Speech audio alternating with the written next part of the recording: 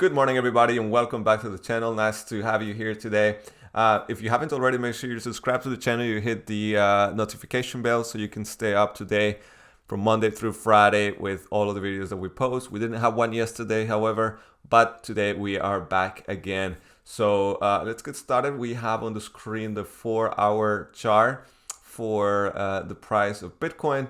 Here you can see that we are in the last couple of days, 3-4 days, there's really not a whole lot that has happened. We do have this downtrend line that is forming here, right here, and then also possibly a falling wedge. For that, of course, we have to go over here and draw this bottom line, which, it's right here is perfect.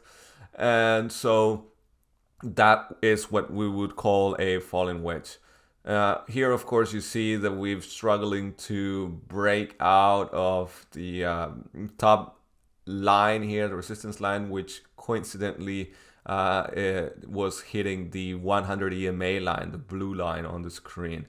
And this is right now one of those things that if you pay attention to these EMA lines, they give you a good idea where the resistance is. And again, here, that's where the price had a run up in the price and immediately got rejected from there. A good thing here is that at least we are holding above the 13 and the 20 EMA line here. You can see the green one is the 20 and the 13 is the pink one down here. So long as we stay above that, that is good. But you see that we are playing inside a range of about $300, which means I expect that, sometime today, at the very least, we will get to see a decision if the price continues to move up or if the price continues to fall down. It could be that if it falls down, that we go back into this little consolidation area down here before we then get a bounce from there and then move again, we move towards the upside. So of course that right now remains to be seen, and that is what we can be on the lookout for today. Yesterday was a very volatile day, and that's basically because even Nasdaq did perform better even than Bitcoin did. However, of course, towards the end, as you can see, after this, we had a sell-off in the market, and that was because Amazon, Apple, and the others, some of the others also announced their numbers, and that's where right around this time we saw the price fall down again. This is why it's very interesting also that we pay attention to what the traditional markets do, of course, because the way that they react also affects greatly how Bitcoin behaves, and that is what has been happening for months already. Now here on the 1-hour chart, you see that these two candles, the bears try to push the price lower, but as you can see, quickly recovering, not being able to stay below these two EMA lines here, the 50 and the 100, which it's also a good sign. And however, you can see that also here we're struggling inside this range of about $200, which again tells me that we will see a decision today if the price moves upward or if the price goes down. If it goes up, it's very important we take out this previous level here. You can see yesterday at some point there was a crazy move to try and retest this, which of course you can see here immediately got sold and didn't manage to do that. But then the next candles went exactly back to the previous high over here, also not being able to stay there for a while. Then we saw the rejection and the price went back down again. So it's very, very important we take out this previous level here, and if we do that, then the next step would be coming into this consolidation or resistance rather area up here. If we push through that resistance area as well, then very quickly we can go back to the $42,600, $42,900 area. Also here on the daily, one thing to mention is you can see we did push for one day below our support line, but immediately you can see the next day closed above it again. bringing us back above this resistance line. And even down here, you could see, if we count these 2 wicks on the left, we can see that we might have even a couple of $100 more of padding, if you will, if the price were to fall down again.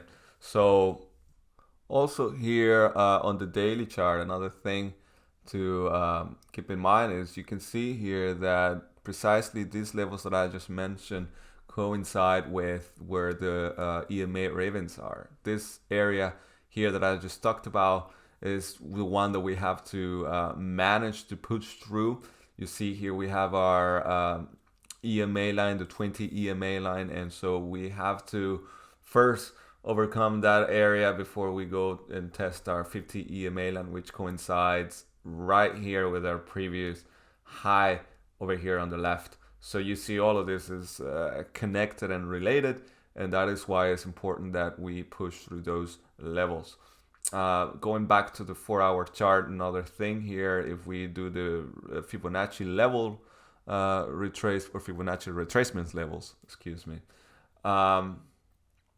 we can see also that precisely our 0.5 Fibonacci level is exactly at the same area where I just placed this box over here of resistance. So you see this was resistance here, support, resistance, and so also important that we manage to push through this line before we move into the golden pocket area. Now let's go and have a look at the news, what's happening in the news for that's interesting to us. Here we have an article regarding the hash rate for Bitcoin increasing to levels like never before. Right now we are going at a rate of 213 exahashes per second. So that's, it hasn't been a record like that ever before. Last time around this, or last year around this time, we were at 144, and that is a 47% rise in the hash rate. So you can see the miners are putting a lot of effort into this. They're trying to, of course, do it before it no longer is worth it to them, because of course if the energy prices go up but the price of Bitcoin doesn't, then it's not really worth it for them to do it. However, of course, if the price of Bitcoin goes up again, then this will at least help them make some profit.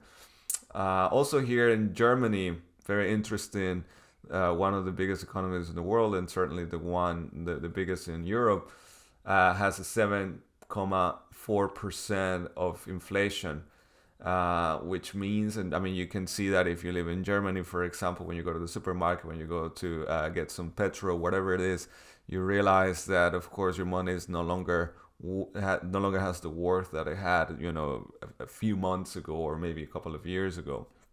And so, of course, a lot of times you say, well, your employer, excuse me, it's going to give you a raise every year. But if right now somebody's giving you a 7.4% paid raise, then, congratulations, because most people, they just don't go past, maybe 2% at most. So things are very, very uncomfortable, of course, and not just for Germany, but in general. Almost every country is going through a similar situation. Of course, some of them more than others, but Germany is an important country to look at in the world economy. Also, a bit of good news here in Germany as well, and that is that the Finanzamt, basically the body of the government in charge of all things taxes and finances and so on, they were proposing to have a 10-year limit, or not limit, but a 10-year you at least have to wait 10 years when it comes to staking, especially with cryptocurrencies, before you could take your money out, your USDTs.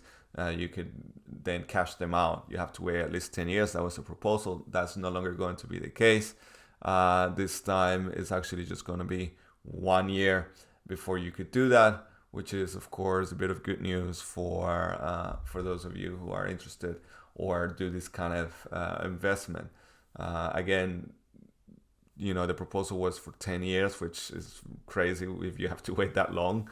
But now the good news here is that that's no longer the case, and a year it's going to be enough for the minimal time that you have to wait for this. So now let's go over here and take a look at Ethereum, where also interesting things are happening.